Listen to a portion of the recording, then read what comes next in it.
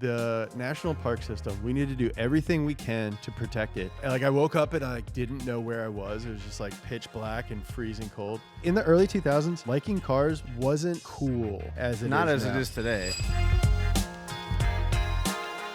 Welcome to the Full Throttle Podcast, where cars, chaos, and questionable life choices collide at 100 miles an hour. I'm your host, Mickey Andrade, professional wrench turner, serial Skyline junkie, and living proof that bad decisions can pay off.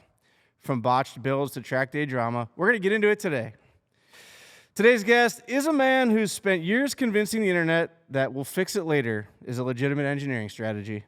He's broken more bolts than promises, trusted more probably fine moments than a factory service manual ever intended, and somehow turned fun into a full-time career. If a check engine light comes on, he doesn't panic. He hits record. If something explodes, it's just B-roll, baby. He is the creator of Speed, the only place where budgets are imaginary, timelines are optimistic, and torque specs are more of a suggestion than a rule. This man has taught an entire generation that you don't need perfection, just confidence, good friends, and at least one fire extinguisher on hand. Ladies and gentlemen, please welcome the internet's favorite chaos mechanic, the human equivalent of send it and see what happens, Mr. Speed himself, James Pumphrey. What's up, man? All you need is confidence. Yes. Yeah. That's one thing I've taken from you, man. Yeah, words to live by for sure. Just believe in yourself and just do it. Yeah, man. Well, welcome to the Full Throttle Podcast. I've been dying to have you on this one. We've only met a handful of times and spoken briefly, which is pretty cool. Every time has been a memorable experience. Come on. Yeah, it's been amazing. Honestly. It's wild to be here. It's like, because I'm used to like having my space, and then people like come into it and they're like, oh, it's so much different in person. Oh, yeah. And like, I didn't even know you guys recorded this in a garage. Yeah. I was like, damn. Well, soon we're going to have a dedicated podcast room, Yeah. which is really cool, and that's going to allow us to sort of do more with this. I'd like to be recording twice a week if I can. Yeah, it's crazy to see how, like, you guys obviously have nicer cars than Donut, but it's a very similar vibe. Yeah. Yeah, for sure. It's a garage setting, and all the guys that work here, at least out in the shop, and the media guys are car guys at heart. Mm-hmm. Probably that's very similar the way Donut was as well, and how you guys over at Speed are over at Speed. So the passion lives in this room, and we've slowly expanded into the other rooms. I mean, you guys always build nice stuff, which is something we never figured out at Donut. That's but what you figured out at Donut was how to not spend money and make videos that hit millions of views. And so we struggle with that. You know, it's a balance. Yeah. And for me, I'm a car builder, and I have an eye, and I like things to be nice when they're complete. And Ricky and Quinn are the same way. So yeah, I think there is that trade-off of doing what you want and ending up with something that you want to keep. Yeah. Versus spending less money and getting a ton of views. Yeah, and that's the thing is, like, you know, we end up with these cars that end up just sitting because we build them. They're nice cars. We love them. We don't want to get rid of them, but at some point you have to have some turnover and bring in new projects. And so everything you see in here is, you know, pretty much done. Yeah. It's, ready to go off to a new owner or be used in some capacity here now that all the filming's done with it. So you guys don't drive any of these, really? I had the Ford GT out last Thursday. We did a full photo shoot up in Julian, up on the twisty roads, which was really cool because that car debuted at SEMA and it hasn't been touched since. And that's crazy. It's a weapon, dude. Man. Looking back, like when you were a kid, did you ever think you'd like put together a Ford GT and then not drive it? No, and that was why Thursday was so special to me, was because we had our whole media team come out and we set up a whole shoot up in Julian where I got to drive the car all day long, and it was its maiden voyage, and it killed it all day long, no problems. So yeah, I mean it's nice to have those sorts of vehicles here at our disposal to use for content and stuff after they're done. But to be honest, the real content is the build itself. For sure. Are you the type of guy who has always enjoyed putting it together more than having it? Yeah. That's one thing I've found out about myself over the last few years, is that like I enjoy the build process and the braking process because I like to fix things. Yeah. And that's why I was always a decent mechanic for, like, I worked for Mad Mike for a number of years as one of his mechanics for his rotary program. And I worked at Falcon Tire with the drift program where they're always smashing shit and we're always fixing shit. So I found myself, I love to drive, but I really enjoy the thrill of the build. Yeah, my E30 is the first car I've owned that I got to do everything Really? I wanted to it, you know? And to me, it's like, I haven't painted it because I think if I did, I would stop driving it. But other than the fact that it has a sunroof, that's the only thing I don't like about it. But like, it's like perfect. It's like, yeah, right. So it's like everything I want it to be. And like, I might get rid of it because I don't want to ruin it, you know, because I don't want to like turbocharge it or something and like ruin it. But like, I want to like, I miss putting it together. You know what I mean? So like, you're I kind miss of done with picking out it. all this stuff. I mean, I love driving it. It's awesome. Yeah. But I want to do that again. Yeah. You know, I want to like pick out leathers and, you know, that's for me, that's such the fun part of building a car is all the detail work and I love hunting for little parts. Like I love old like body parts. Yeah. And like mirrors and front lips and stuff. I'm the same way. And I love like period correct old crap. I noticed you're digging back through some of your old content. I noticed that your cars always have pretty nice wheels on them. Like you have a good sense of style for wheels and older stuff, which I think is cool. Yeah, I'd say like, I wouldn't say I'm like aesthetics first, but I do think that aesthetics are a very important part outweighs of performance. Cars. Yeah, I wouldn't say out. I mean, if I were given the choice to have a fast car that looks like trash, or a car that looks really good that's not that fast, I think I would choose a really good looking car. Yeah, I think that comes from like Volkswagens. Like all of my early cars were like 90 horsepower to the wheel, but like slammed on like $3,000 wheels. Yeah, you know? that's what's up. But I got to ask you, I just recently watched your video where you had Charles help you with your motor swap. Love that dude. Dude, he's the man. He is. Yeah. We met him years ago when we first started our YouTube channel, and he's always been a cool guy. I always chat with on DMs and stuff. Yeah. And, he's like, it's nice when you are a fan of somebody. And I think like, it's weird for us because like, at least I know for myself, like I'm a fan of what I do. Yeah. And I have been a fan of what I do before I did it. Yeah. Like I knew Charles before I was on camera. Really? I knew of Charles before I was on camera at Donut. Because you were already into V-dubs. Yeah, yeah. Okay. So like And that's his had specialty. like a Tiguan and I had to like look, I like blew a fuse or something and like found him and I was like, this guy's great. Yeah. And so it's so nice to know who somebody is for over a decade and then meet them and you're like, oh, you're really cool. This dude is exactly who I thought he was. Yeah. It's and the now best we're like feeling ever. Friends. Yeah. And it's so cool. Yeah, it was neat to watch that. I mean, it was a 48-hour engine swap journey when you went from like 90 horsepower to 200 with that Golf engine. It was neat to watch that. We've done it so many times in this workshop. So I knew the trials and tribulations that you guys went through. For and sure. I'm sure a lot of the stuff hit the cutting room floor, but because those things never go smooth. Yeah. And I mean, dude, it's always wiring. It's always wiring. I'm not gonna lie. You guys cut that harness in the video, and like you slowed it down so much. I was like, "Kiss of death," right there. Dude, there's so many Their times host. since like we were talking to Charles, like after, like as we were putting the edit together. Why did we cut? Like we relived that moment so many times. It's just like, what were we thinking? I'm just glad you included it in the video. You kind of like showed it twice, and I was like so cringing close. when I watched it. It's not often you have such a big mistake in like such a perfect shot of how dumb that was. Yeah. Yeah, like you didn't have to cut it. No, no. I think he was a little loopy. We'd been at it for hours and hours. We don't need it. Yeah, and I think it was almost an act of rebellion, or like pushing back against the project, where it's like, all right, I got this. Yeah, it's like the boy version of cutting bangs. Oh my god. Oh, you said that in the video. I thought that was hilarious. Yeah. So, for our audience that may not be aware, you've recently started Speed a year ago. August 1st. That's Speed with 3 E's. Yes, sir. Which I thought was pretty cool. I think it's cool. I like it. It is. I didn't think I would have I didn't think through the fact that I have to spell the name of my brand every time I say it. So it's Speed with 3 E's. Yeah, and autocorrect fixes it every time you type it. SEO is terrible. And also the name of one of the biggest YouTubers on the planet, I Show Speed. Oh my God, yeah. So SEO is kind of a wash for us. So we just got to go subscribe to Speed with 3 E's. Yeah. Well, so you obviously came from a history with Donut, but let's focus on speed and where that's going. I had a chance to sit with you during like a discussion at the Gran Turismo Awards, and you said something that really struck home with me about your new channel, and that you kind of wanted to tailor it towards Maxim magazine style for vlogging. Yeah, I'd say like I love that. I'd say like Maxim, GQ, like Maxim, but not as like gross. Yeah. You know, about girls. Yeah. Or like GQ or Esquire.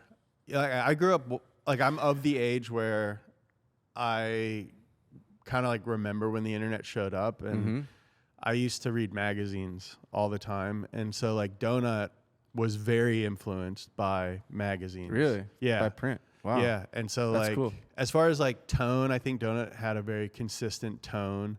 And when I was a kid, like I read Import Tuner, I read Sport Compact Car, Super Street, and then Turbo. Hot V-dubs. Yeah. Or then PVW was like the big one. But like between all of those, like all of those magazines had like such distinct voices. Yeah. Like Import Tuner was for kids, basically. Yeah. And there were like girls in it. Super Street was goofy. Super Street was goofy, was but cool. like had a lot of information in it. Turbo was like really technical, very geeky. Yeah. And I think like with Donut, I was like, I want it to be like Super Street, where it's like funny but also informative. Yeah. Oh, you nailed that. Yeah, thank you. And so with Speed, like I was like, all right, I think it would be cool if we had like a men's magazine for YouTube. Yeah. And so we started this thing, and it's like doesn't really fit in a niche. So we've done a lot of back and forth on like how to define what it is. And so you're still going through like first year trial and error. Like for what's sure. going to hit and what's not going to hit type of things. And so like we've decided it's a men's style magazine for YouTube, and just cars are part of men's style. So I think that GQ should have had car builds in it. Yeah. You know, that would have been sick. Yeah. Yeah. You know, I think, you made a point of saying like not like the tasteless girl content that was in Maxim, but one thing I used to like about Maxim was that the content was kind of all over the place. For sure. And that was endearing for that magazine because you could kind of get into it, and a little bit of fashion, a little bit of what's hot right now video game wise. Like they got it kind of into everything. Yeah. Which you've done that. Yeah. And the content that I've found on your channel is actually really cool and fun and outside just the mundane car builds that a lot of us do. Yeah, I mean, I like a bunch of different stuff, and we all do. Yeah, right. And that was what I was banking on. I was like, everyone, like there's 5 guys in Speed now. Yeah, 6. wow. Dude, and that's awesome. All of us like different shit. Yeah. And so we were just kind of like hoping that everyone else who liked watching us talk about cars was interested in other stuff too. And what video have you done that's been outside of the car realm that surprised you, like how well it did? Has there been one that kind of stood out? A few, because I feel like we're still, every time we make a video in a new like vertical or a new genre, I feel like we're kind of asking permission. Like, can we make videos about this? And more often than not, it's been yes. Yeah. So I think the first one in that, like I made a video about Carhartt that did really well. Yep. And that was like the first one. I was like, okay, this might work. And then last spring, I made a video called Dress Better Without Trying Harder. And that was, I think... Damn. I think for men, that's like the key, right? And that was, I think that was like the first time when a lot of people who were questioning the decision to not have a car channel, like saw that video and they were like, oh, I think I get what you guys are going to do. Yeah. And so like that one was like really important to me. Damn. A big one. Yeah. And then recently you guys just went camping. Yeah. Tell me about that. So we did a video where we compared. We went backpacking in Yosemite for 4 days. Okay. Which was awesome. Dude. Public bucket list shit. Land, like the national park system, we need to do everything we can to protect it. They don't have it everywhere. No. In Europe, they don't have this. This is like a very American thing. It's land that we own as taxpayers. Right. It's ours. And to use as we wish. Use it as we wish, and you can go whenever you want. Sometimes you have to get a permit, but it's gorgeous, and the U.S. is very pretty. And so we went to Yosemite for 4 days. And they're trying to take some of it away. Yeah? That's why I'm bringing it up. They're trying to do kind of shady stuff to it, and that's yours. So they're taking that away from you, and they're going to sell it to somebody. And so we went backpacking for 4 days. We compared 1925, 1975, and 2025. So the first day. But where did you find all this old camping gear? Dude, like eBay. I bet you eBay was the move, huh? Dude, and like the old stuff was very expensive. Really? Yeah. So it's collectible at this Some point? of it was, yeah. Damn. Did you guys ruin it? No, we're actually selling a lot. Oh, good. Yeah. Cool. It ruined us. Oh, really? Why? You want to go camping more now? Or I want to go camping more, but also like technology is great. Like not only in like cars and stuff, but like in how we understand the human skeleton and like how backpacks are made. Yeah. So the first day we hiked like 3,500 feet in elevation up this like mountain in like Red Wings. And dang, that's no joke. 3,500 feet. Yeah. And these like terrible backpacks and like 50-pound packs. And at one point we were walking along this cliff and I was like, I could just throw my backpack off. And everyone would be mad at me, but this would be over. And right now, yeah. or you can just throw yourself off. Yeah. So this was a 50-year-old or 100-year-old Yeah, backpack? so it was 100-year, it was like a recreation Okay. of what they would have back then. So it's like pulling on your shoulders and just like terribly pulling, uncomfortable. like, back and just awful. Everything was like, all of our food was wrapped in like wax paper and stuff.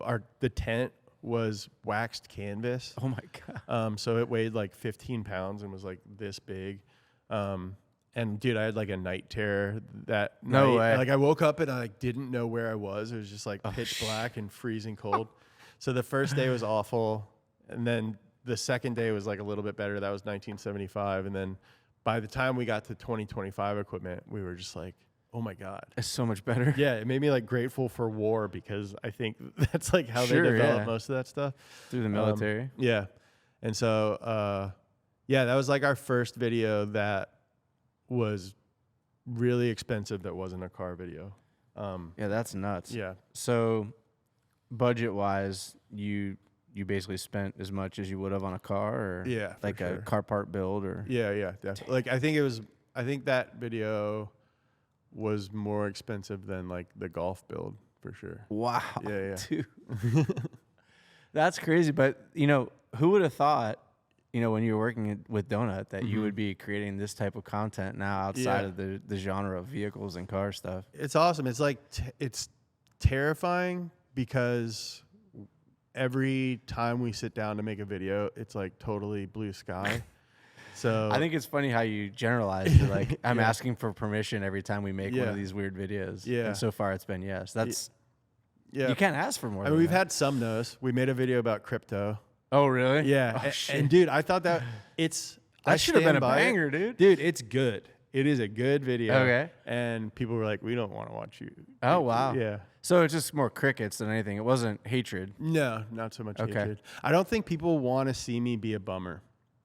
I think Jesse, he's the president of Speed. Jesse Wood. Yeah, I he's love my that, oldest dude. creative partner. Do you know we know each other? From back in the day, Way from back. Falcon days. Yeah. Way back then. Yeah, Jesse was like, He's still with you now?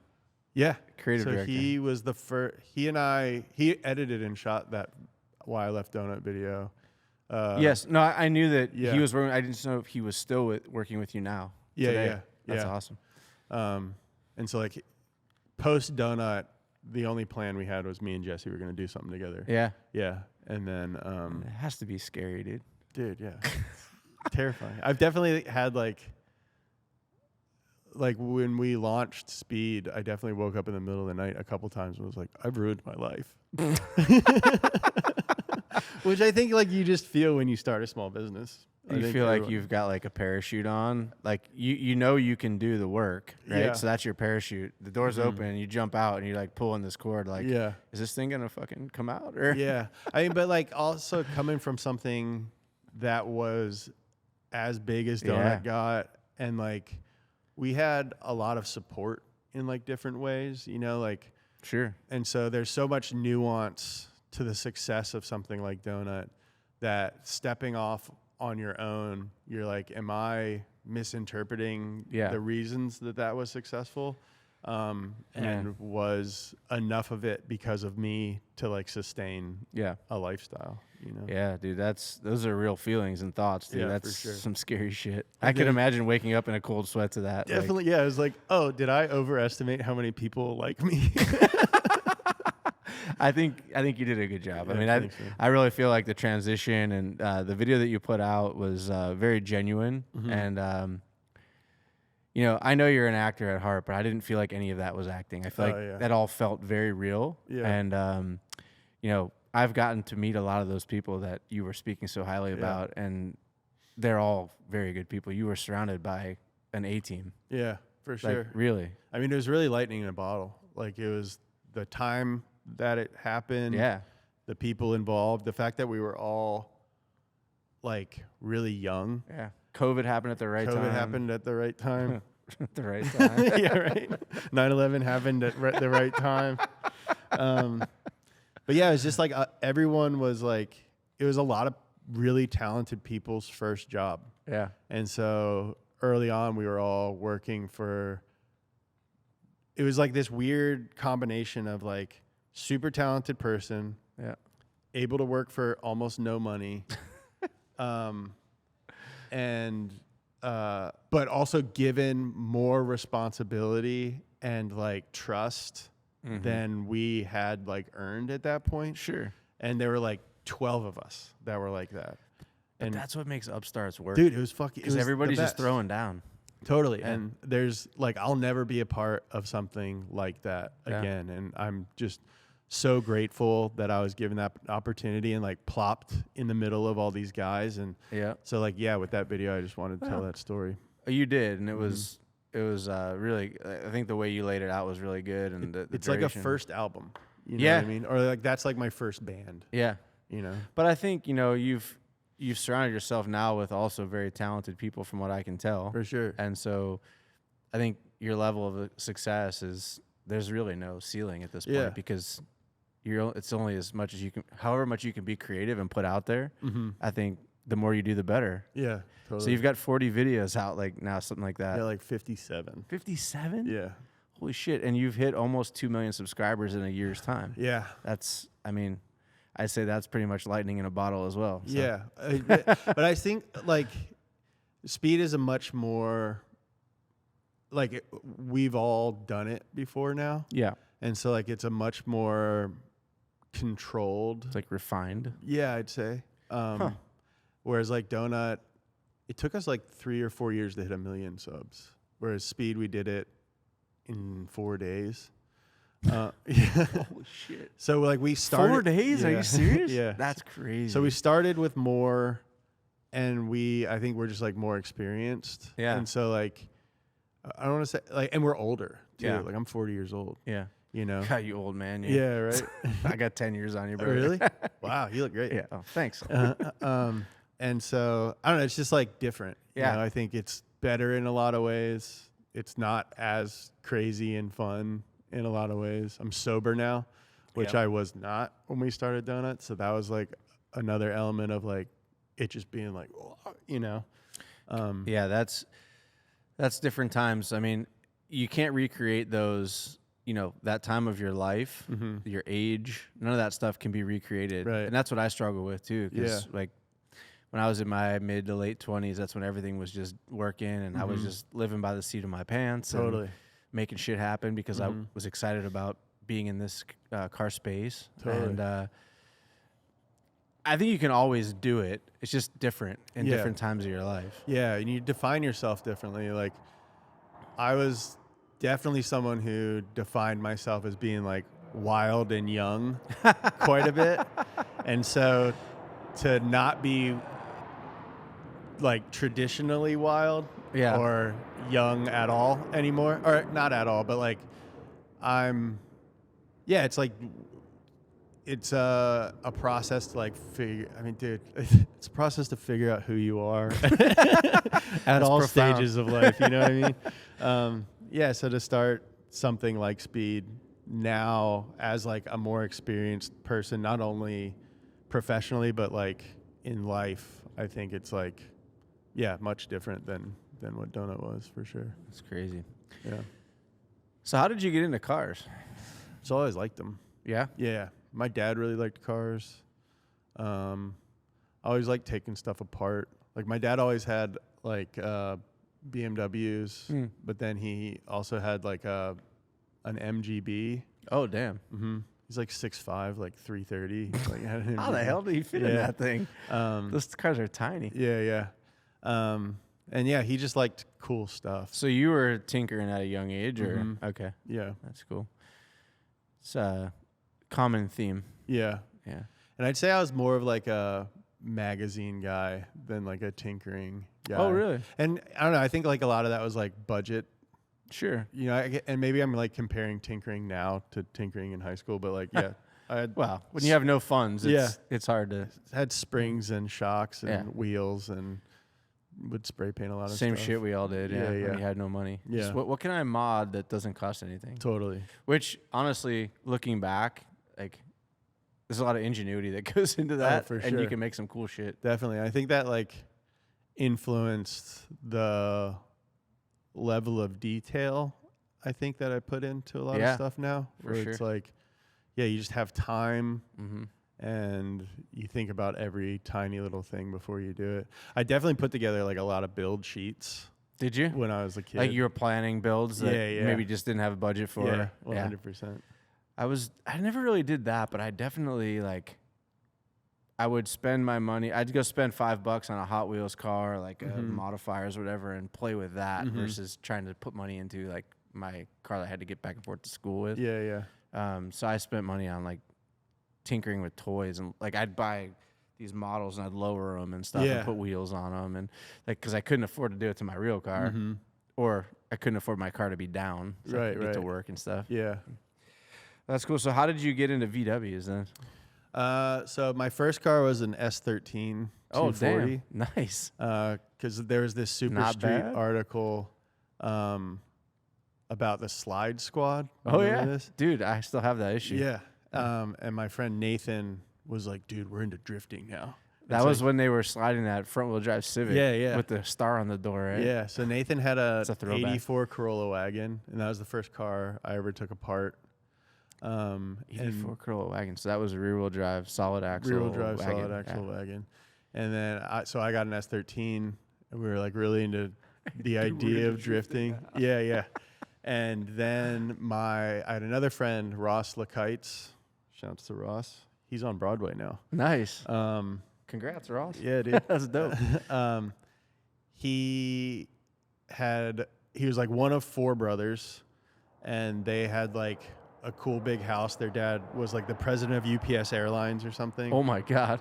And his older brother, Rory, had a Mark III GTI and like a really cute girlfriend. Okay. And I was like, Damn. none of the girls That's the liked recipe. Yeah. I was like, exactly. I was like, all right, I'm going to get a Volkswagen. So I sold my 240 and bought a Mark III GTI, and I got a girlfriend. Damn. I feel like all my friends in the YouTube space, like Vin and Brian and all these guys, all started in VWs. Yeah, it was just like a cool, kinda crazy. Because there's this forum called VW Vortex. Yeah, That I remember that. Yeah, it was like really big at the time. And It was probably one of the largest I think it was like automotive forums. I looked it up when, like, for a video. I made a video about a Mark III, and it was like top 10 websites. Damn. Yeah. Overall? Yeah. Holy shit. Yeah. Or like maybe top 30 or something, but it was like alarmingly That's popular. remarkable. Yeah. Damn. And to me, as like a person who liked being funny and liked writing, but also liked cars, like that was a really cool place because it was, there was like builds and stuff, but there was also like a bunch of really funny dudes Was there? on there. Yeah, like they Yeah. were like legendary. A lot of East Coast guys. Yeah, all these like guys from New Jersey, and like Shit talkers. I only listened to music from like Long Island and New Jersey. So, All right. being from Kentucky, I would just like, it was almost like I got to live there and like be a in the part of it, place yeah. where, like Taking Back Sunday was from. Yeah. And, like we had like the same cars and stuff, and so it was just like cool to hang out and sort of like. Damn, it almost became like a lifestyle for you. It sounds really like. was, yeah, for That's, sure. That's pretty neat, actually. Yeah. I think I was just maybe just a few years too old to like catch on to that. I was in Yeah. like Zip Tide and like some of the other drift online forums, but never VW Vortex. Yeah, dude, there's like just periods where like dudes just all decided to get banned at the same time. From the forum. Yeah, yeah. Like just talk shit till they get banned. Yeah, yeah. Oh my God. It was like super funny. And I think like honestly that was a huge influence on like how to combine cars and comedy and stuff. I was just like trying to do that.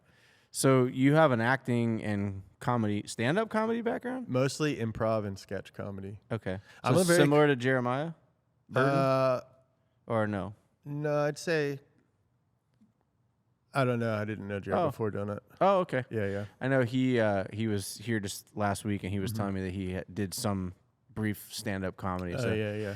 and, Yeah, so I'm a collaborative creator. Okay. I don't like doing anything alone. Got you. So, Yeah, that's so scary the shit. idea of being on stage by myself scared the shit out of me. So Yeah. I did like I was on like I had like a sketch comedy group called The Midnight Show. Uh-huh. And we all like lived in a big house together and had like Damn. a monthly show at Upright Citizens Brigade. And then I did like a bunch of improv and stuff like that. Do you miss that shit? Like certain aspects of it. But I do think that now with the guys I make stuff with, like I kind of satisfy Scratches a that lot itch. of that. Yeah. Yeah. I could see that. Yeah.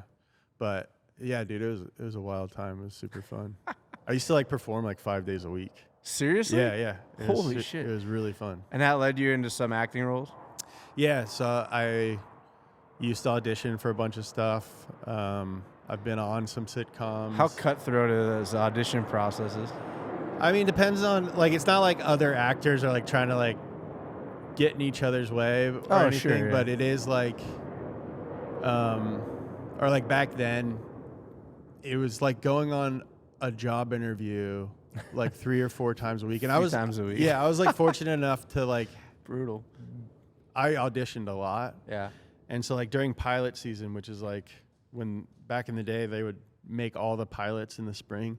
And so like you would go on a million auditions. So Yeah. I would go on like 11 auditions in a week. Oh my God. And and I was broke, dude, like Yeah. so poor. And every single one of those auditions was a job interview that would change your life. Yeah, And if you so- got it. Yeah, it's like, all right, you made $12,000 last year. If you get this job, you'll make $300,000 this year. Damn. And so like it was That's crazy. pretty exhausting on that front. And so So you're just like, let me get one of these. dude, yeah, it was the worst. I mean, it was awesome, but also just really exhausting. And so So the opportunity when that arose at Donut, Yeah. that was like, yeah, dude, I got to jump at this. It was the first time I had a paycheck, Yeah, right. like ever. That's crazy. And so, yeah, I was just kind of like that pilot season of 2015 or 2016 when I started at Donut. I like, so you audition, you get a call back, and then you test. Mhm. And when you test, you sign your contract. Okay. And so you know how much money you're going to make. Okay. And you're basically saying like, if you cast me, I will do it. Right. And so like I tested like twice that year and like didn't get it. And I was just like, fuck, dude. And so Right there. I went and I got like a cold email from this guy that was like, hey, we're starting this new YouTube channel. Your friend Josh gave us your name. He said, you're the only comedian who likes cars. Do you want to come meet with us? And I was like, yeah. And so I did. And like I said it in the bit, it was like, it just felt like I was like home. Like I Yeah. was like, dude, these guys are cool They get it. and they're funny and they like the kind of stuff I like. And so I just like stayed. And Yeah. I was going there before I was getting paid. I would just hey, you need me to come by tomorrow? And I just hung out. Just wanted to be involved. Yeah, dude, it was just the coolest thing ever.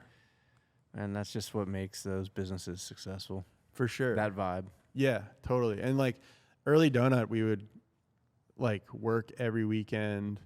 We'd be putting together edits, and everyone stays up until 7 a.m. Yeah.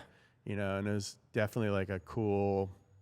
We had a sick warehouse in West LA. It was just that was the fun. first donut facility, or totally. That was where I had Nolan on. He was telling me you guys used to share a hallway. You filmed in a hallway with those other businesses that could hear you guys cutting your bits and everything. Yeah, dude, they would just slam their doors passive aggressively. Fuck you.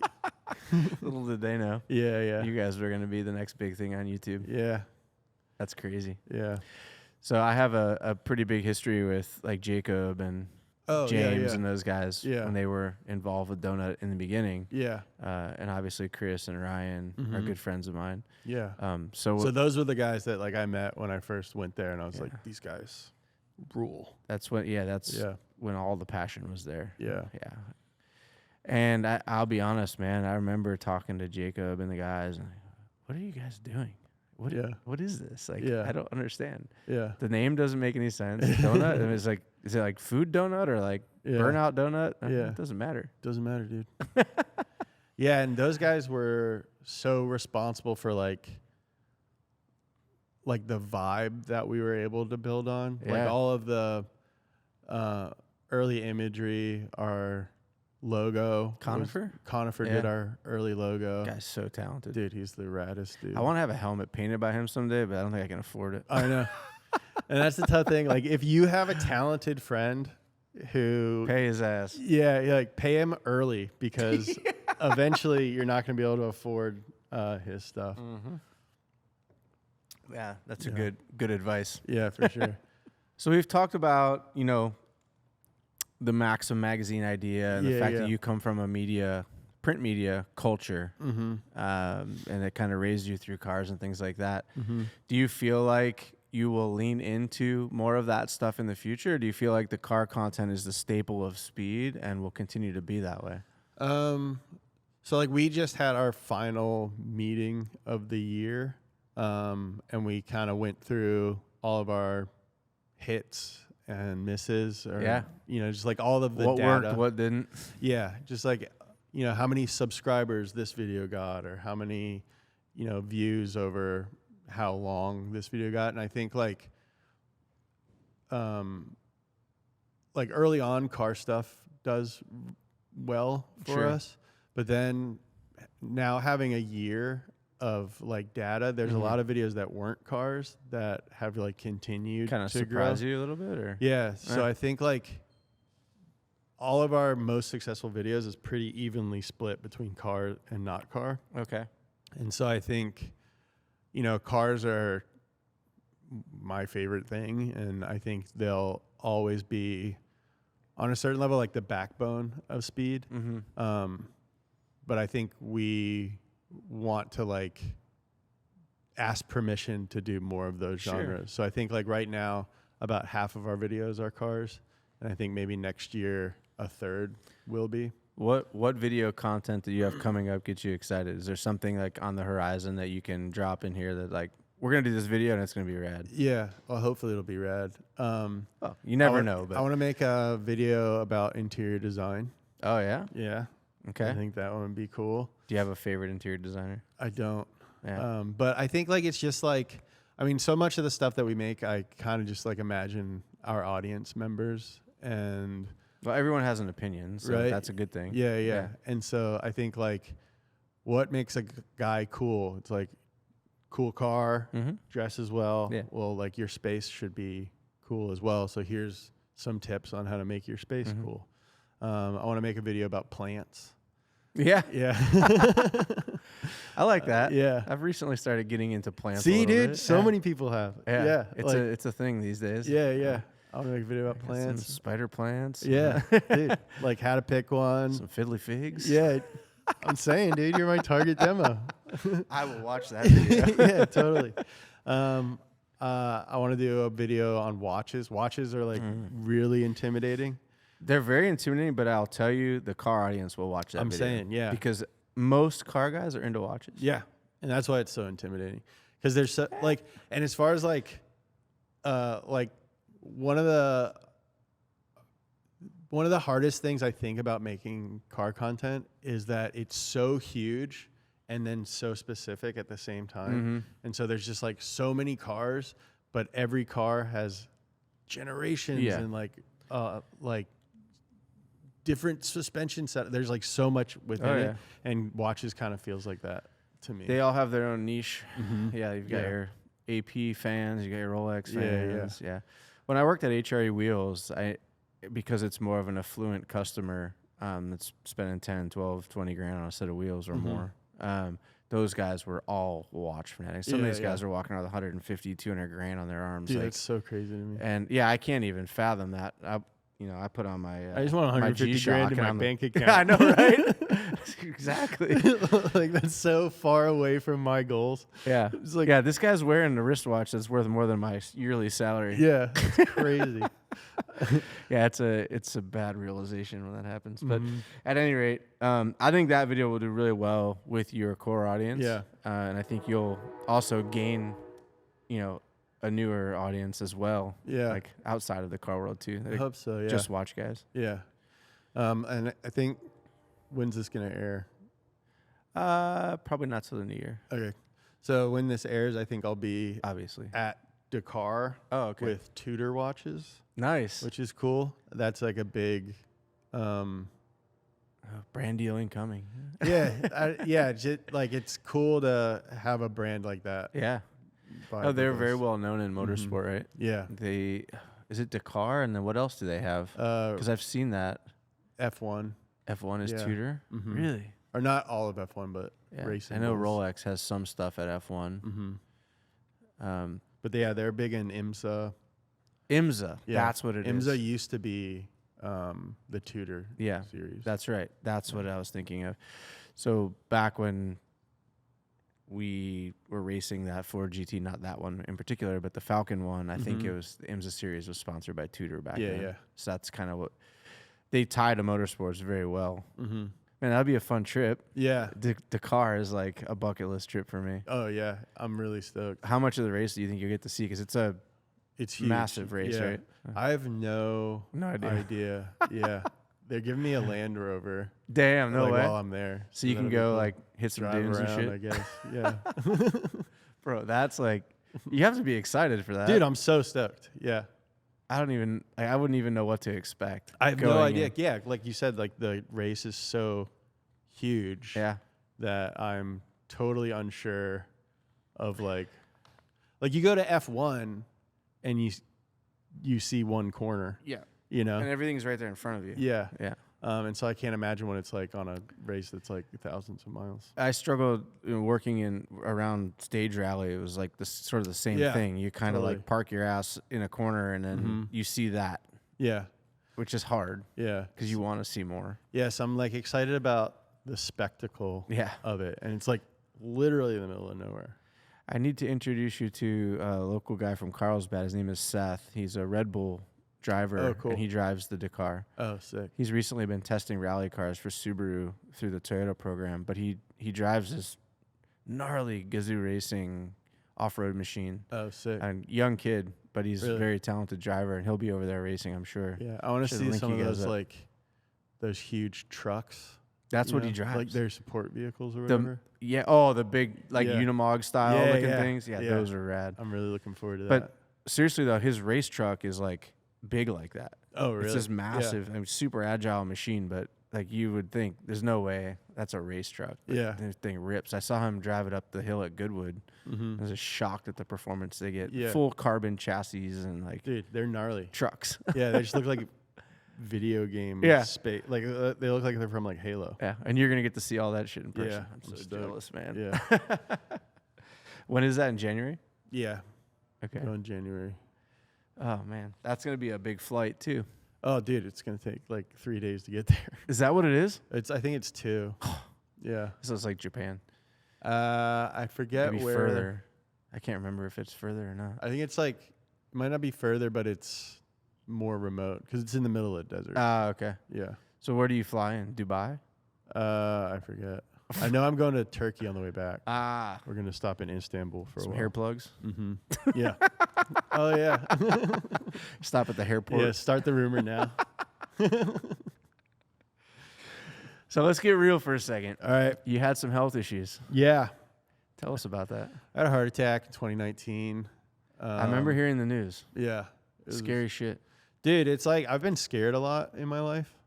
And I've had stuff happen that like hurt really bad. Yeah. You know, I've like injured myself. Oh, yeah. But like Broken bones and stuff? Yeah. But I've never been like, that's the scariest thing possible. Like that I can imagine. Yeah. 'Cause it like didn't hurt that bad. Really? But I like Knew something was wrong. it just felt like it's like I might die like at any second. Oh. Like it was so crazy. It was the wild. And my dad died when he was 47, which From the same symptom? yeah, Oh, he had a heart jeez, attack. dude. And so like yeah, it was like really terrifying. So it runs in the family. Well, I shouldn't say runs in the family, but Yeah, it's something genetic. that you're. Mhm. Oh, it is genetic. Yeah. Damn. Yeah. So your weight loss journey was because of that. Yeah. So I lost a bunch of weight then, and then gained a bunch of it back, and then As most people do. yeah, and then I actually went to rehab in 2023, Okay. and so I've been sober since then. Damn, congrats. That's Thank awesome. you. Yeah. 2 years or going on Almost 2? 3. Almost 3 years. Yeah. Wonderful. So since then I've been more consistently. Do you like, find taking it's care of easier? myself. Do you find it's easier to stay fit or healthy when you're not- sober? Yeah, when you're sober. Oh, for sure, dude. Yeah. Yeah. Everything's easier. Really? Yeah. It's way better. Everything's easier. Everything's easier, dude. It's the best. And you probably have a lot more money.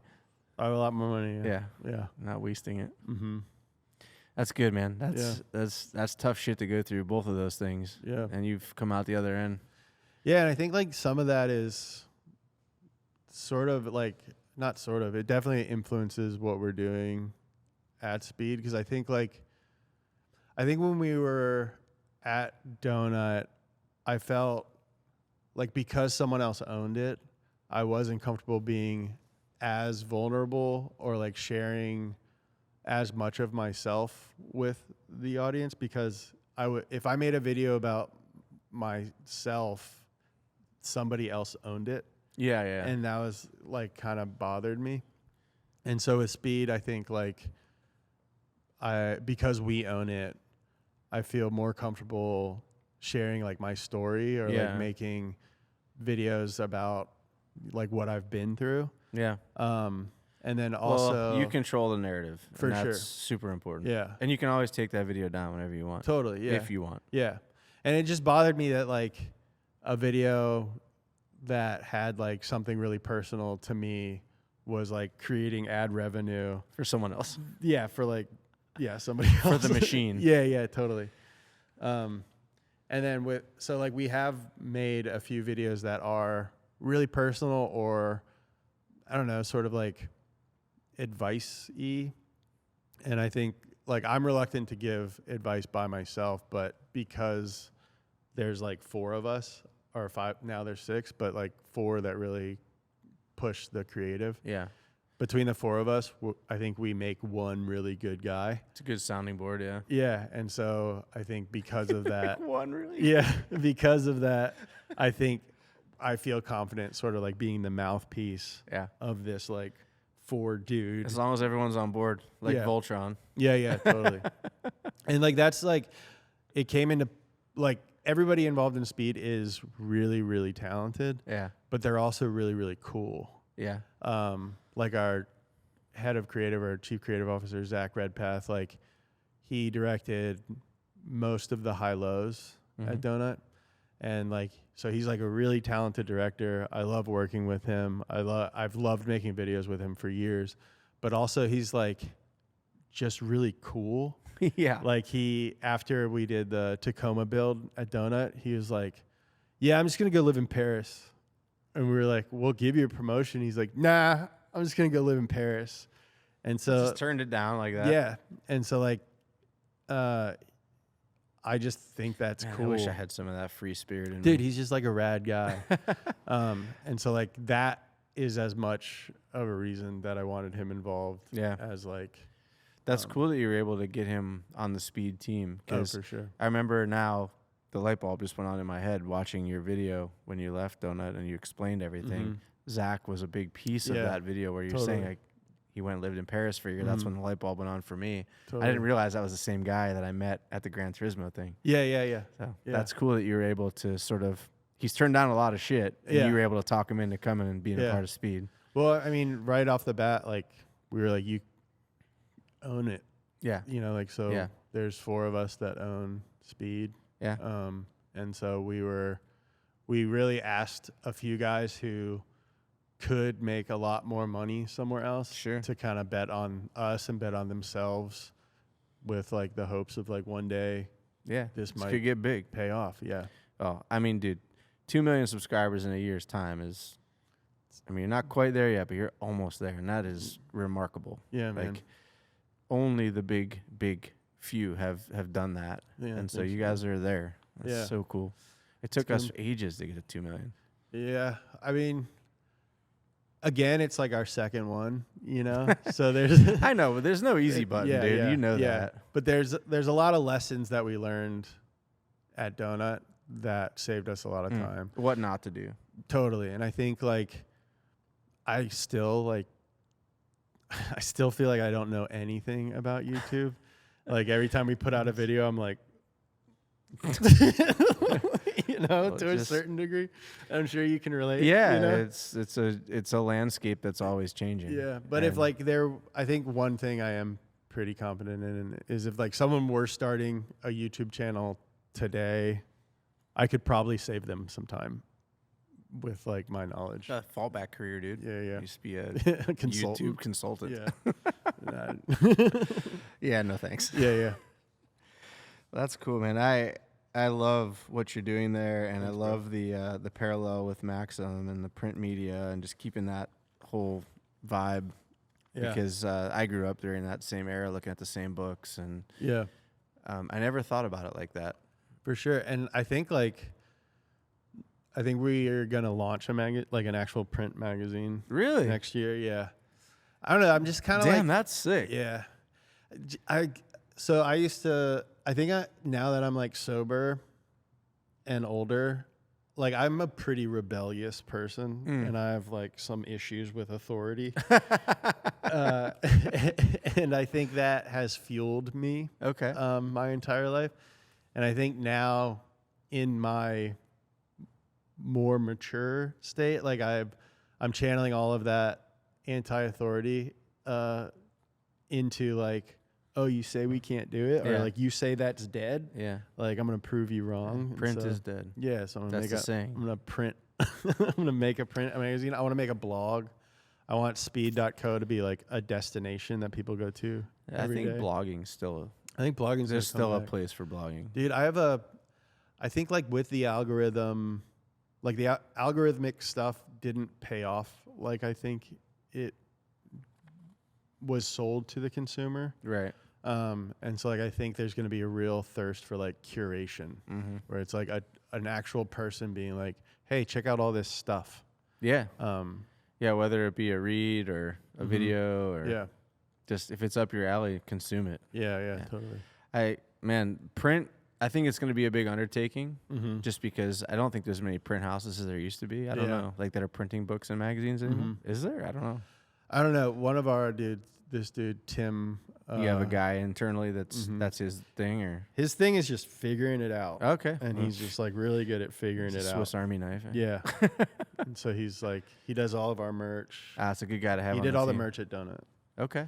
And we just we got a lot of really good guys from Donut.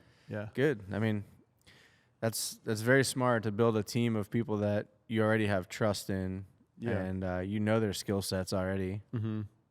You can't fail. Yeah. I mean, at the end of the day. They came to us independently after they quit. Yeah. Donut. Yeah, you didn't. I mean, obviously. Yeah. But that's It's interesting. And I think, we talked about some of this with some of other guests recently about how private equity kind of changes things when that happens to a brand like that. Ownership comes in, everything seems hunky-dory for a year or so, and then all of a sudden dollars have to make sense and things start changing. It just doesn't feel the same and it just gets weird. Yeah, I think there's like there's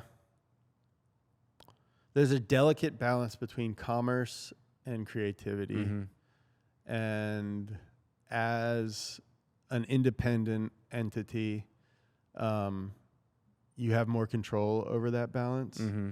And like I make a joke sometimes, like when I'm talking to the guys, where I'm like, I'll often say like, all right, so this isn't an idea to make money.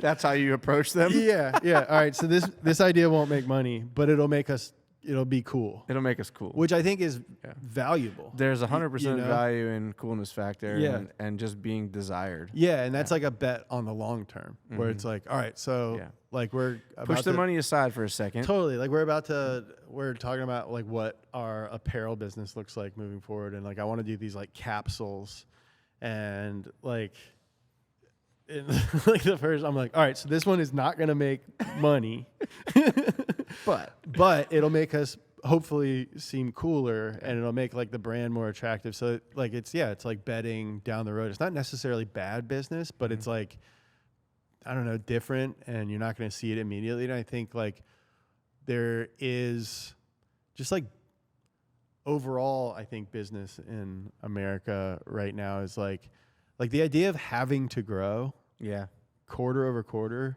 or like year over year is insane. It is. And it's I almost think expected at this point. It's crazy. If you're doing something wrong. And I think like for a soap company, that is hard to maintain quality or like excitement on that level. And then when you get into something as nuanced as like a video channel that is so dependent on like one, being cool, or two, like just people liking you. Yeah.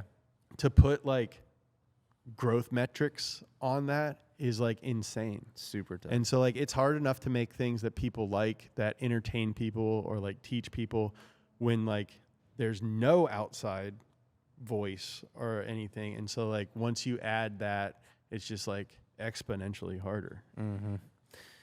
Yeah, it's definitely a struggle. But I think, merch that you mentioned like is so important to most YouTubers nowadays and media outlets in general to make that extra revenue source. That you're almost forced to be sort of an aficionado of clothing and being stylistic and ahead of the trends and making stuff that people are going to want to wear in 3 months when the season rolls around. Totally. Like, that's something that as a car builder, that's outside my wheelhouse for sure. Totally.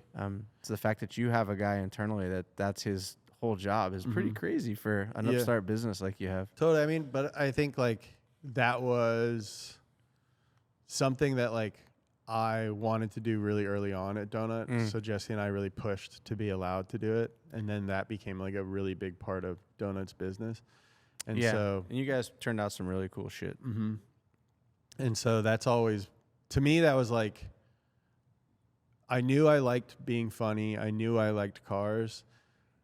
And that like clothes was like the thing I learned that I liked. Oh, really? Donut. Yeah. So you like, kind of have a thing for it too. Yeah. I think all of us have sort of been thrust into that because of the just needing to make money metric. Like an extra revenue source is always a good thing. And I actually also quite enjoy it. Yeah. Like it's just something different. Totally. And it's not that dissimilar from cars. Like right. A car is just your most expensive outfit. That should be a shirt. Yeah, put that on Garm, dude. Yeah. Patent pet. Yeah. I love it. That's so cool. Like, it's neat to see so many of our friends in the space being successful in their own right and out from underneath the corporate stuff, which is really cool. Yeah. That you guys have put the dream team together. I'm really excited for what 2026 holds for SPEED. And I'm actually really excited about the print. Yeah. Like, SPEED mag, dude. I didn't know I was going to be excited to hear you say that. But like, I grew up around those same magazines that you did. So for them to not be existing anymore is like so difficult to really wrap my head around, and to hear that you want to make something is it car centric? There'll be cars. It'll be the same as the channel. So it'll be like, dude, I just think it's like, it's like a men's style magazine that includes cars because cars are men's style. Yeah. Doctors' offices need something to put on the table, dude. Yeah. So I think the sweet spot is like quarterly. I'd like to figure out. I'm gonna shoot for 2 next year. Like I want to release one in the summer, and then maybe one for the holiday. You're thinking like a thick boy. Yeah. Like a coffee table style. Yeah. Man, that's great. I've got a guy.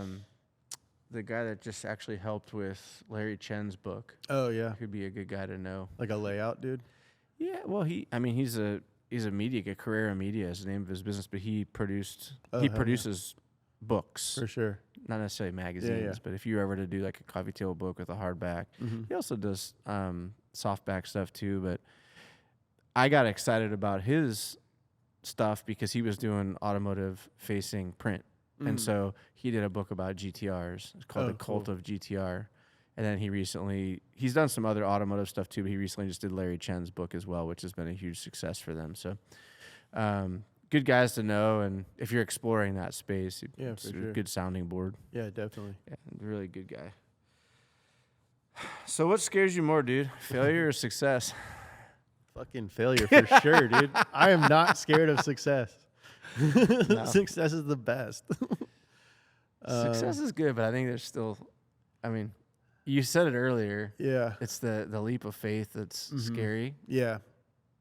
Yeah, I think definitely at times I struggle with like imposter syndrome or things like that, but do you struggle with that at all? I have, for sure. I think like honestly I feel I don't know. I think I'm oddly, I'm at a point in my life where I feel pretty good about everything. Yeah. Not everything, but like a lot of stuff. And the stuff that I don't feel good about, I feel like I'm able to manage. And so, I don't know. Right now, I would welcome success for sure. Yeah. Oh, dude. You're surrounded by it. Yeah. So I think you don't see it because you got the blinders on. Yeah. But you guys are very successful. Don't tell yourself otherwise. Yeah. What do you hope SPEED does for car culture long term? Or maybe I think maybe nothing. Maybe you want to get off into other things. Yeah. I think car culture is in an interesting place right now. I think it was or has been huge and at like kind of the forefront of pop culture. And I think because of that, in a lot of ways, it's just become like the level of builds is so insane and like sort of hard to relate to. And so I think like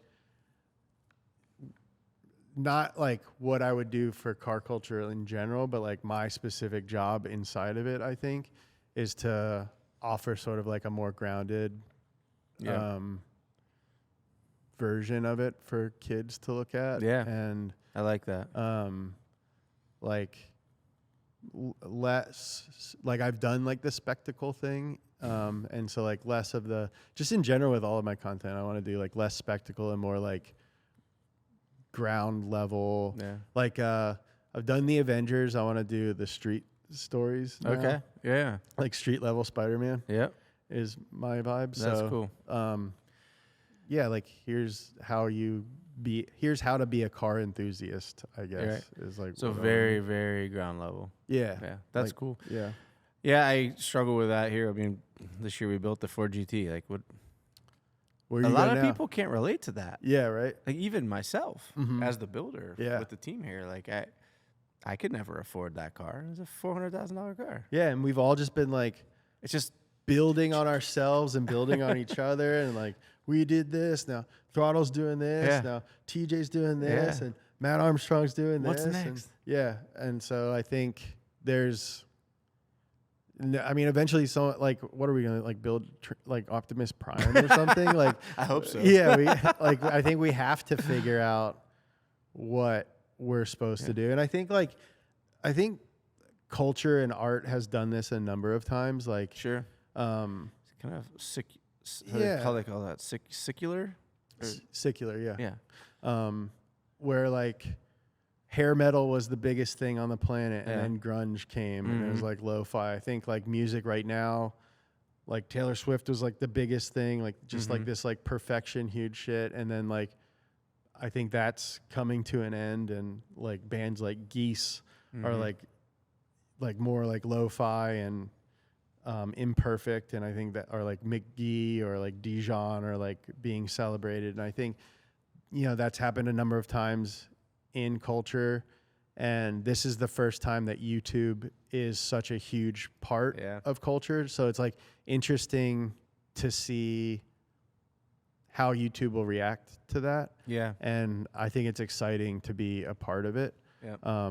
Because like we're all going to have to figure out, like, maybe we all have to shift how we think of ideas and content and what a good YouTube video is. Yeah. My curiosity is like, how often will that become the case? Like, it seems like with fashion, it's like every 30 years things sort of take this turn for, I was wearing that 30 years ago. Like baggy jeans, and the attire today was stuff that was popular when I was in high school. Yeah, and 30 years from now, everyone will have like crazy photoshopped thumbnails on YouTube, and yeah, exactly. Yeah.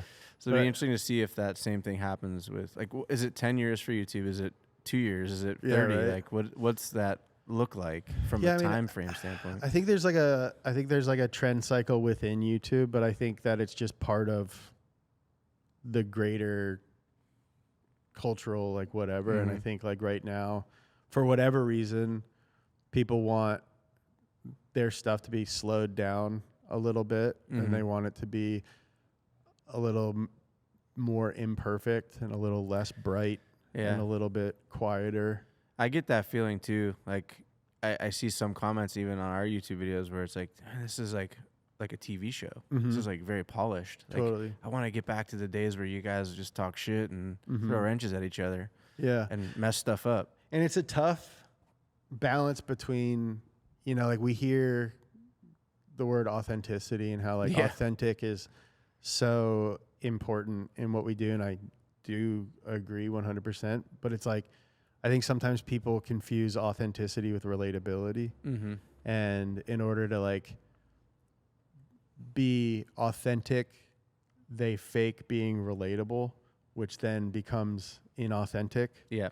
And so I think it's, you know, like, how do you authentically represent your situation, but then also like be relatable? You know what I mean? Like, I don't think authentic for throtl is like not using a lift or something, or like doing in a driveway or whatever. But, you know, it's like, it's an interesting wrestling. I mean, I think some people would like to see that, actually. And that's why, you know, we tried to do, like, went to Puerto Rico and built that RX-7 in not perfect conditions. And like, you know, this is a pretty sweet setup. We got lifts to work on, all the tools we need, like to go into an environment where you're using different tools and don't have all the fancy stuff. Like, we thought that would really resonate with the audience. And in some cases it did, but I still think it would fall on deaf ears if we try to do that in this shop. Totally. Right? Yeah. So you kind of have to have that. Yeah. Then it becomes like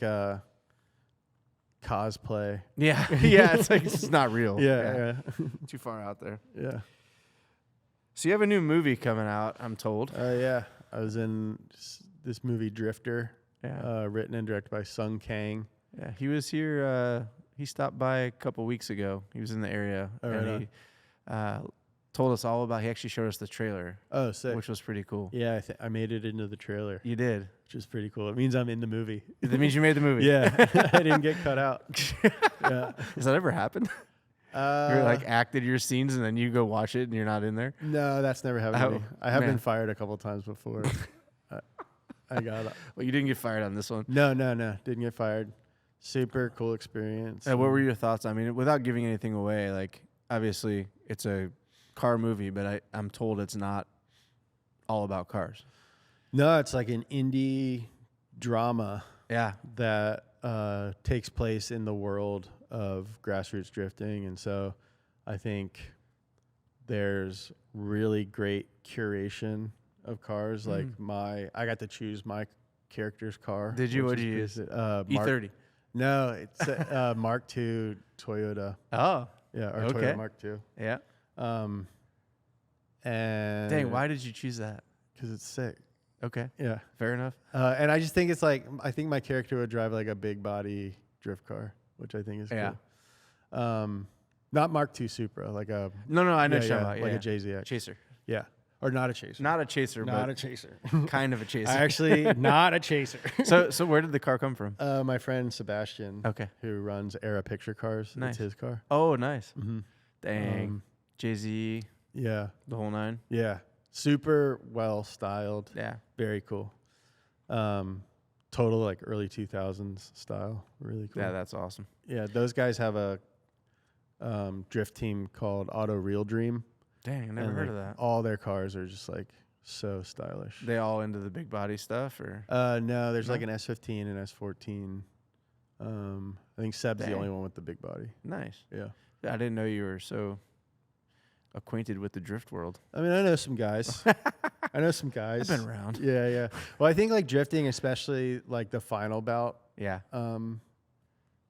like scene Yeah. is so. It's like the Pro-Am style. Yeah, like they're so steezy. Yeah. And I'm just so attracted to that. It's my favorite of all the drifting. Yeah. I think is like that sort of just below the pro level where the guys are just there to have a good time. And Yeah. it's not about the trophy. at the end Yeah, of and the so day. much of it is just like The lifestyle and the camaraderie. yeah, and I like what they're about. Like Ilya, who was one of the founders of Final Bout, I actually met him Oh, did you? while filming Drifter. Okay. And so we've hung out quite a bit, and Yeah. I just like where they're coming from. Yeah. You know. It reminds me of back early 2000s when, Drift Alliance was doing Blood Masters and Dude, like that. Blood that is- Masters changed my life. Really? Yeah, dude. Oh Blood my Mas- God. When that stuff came out, I was like, you guys are crazy. What are you doing? Dude, it was This so is- sick. It was like a skate video for. exactly. Yeah, dude. For car guys. Yeah. Yeah. I was like, this is like a skate video. but That's so for cool. cars. And Yeah. you saw that while living in Kentucky? I saw that living in Kentucky, and then when I got to Donut, I was like, you guys made that? Because Jacob Yeah. put it's that part of it. together. Actually, Andy- Lapuka was. yeah, Andy the head Lapuka filmer, was yeah. the director of that. Mhm. Yeah, Head director. which yeah. was like so cool. Yeah. And then, dude, I've met a I lot. can't believe you know what that is. Dude, I've met like a lot of actors and stuff in my time. And the first time I met Ryan Turk, I was so starstruck. Really? Yeah, I was just like, oh, because he was like, so like in the early 2000s, liking, and like even in the 2010s, like liking cars like wasn't as like cool as it Not is as now. it is today. Yeah, For sure. and I think Ryan Turk was like one of the first like objectively cool guys. Yeah. Like he lived in like Brooklyn, who like liked cars, or like was like a professional driver. Yeah. I Yeah. mean, Like, everyone was those wearing, like- guys were all kind of like the James Deans of drifting. Yeah, Sort totally. of back then. Yeah, and so I was just Vaughn like, and yeah, like Chris they're like and- hipster Yeah. drift guys. Yeah. Just so sick. Yeah. And so Andy was basically their buddy growing up, Mhm. from what I understand. Yeah, If I go back. But yeah, and he directed like a lot of the early Donut stuff. yes. Yeah. Yeah. I love that dude. Yeah, he's the best. I've traveled the world with that guy. He's salt of the earth. That one. Salt of the earth. I haven't Salt heard of the that one in a while. Yeah. Yeah, it's cool to see how much he's done, even since the donut days. Like even with, Yeah, with dude, race all those service, like guys. they're just crushing it. For sure.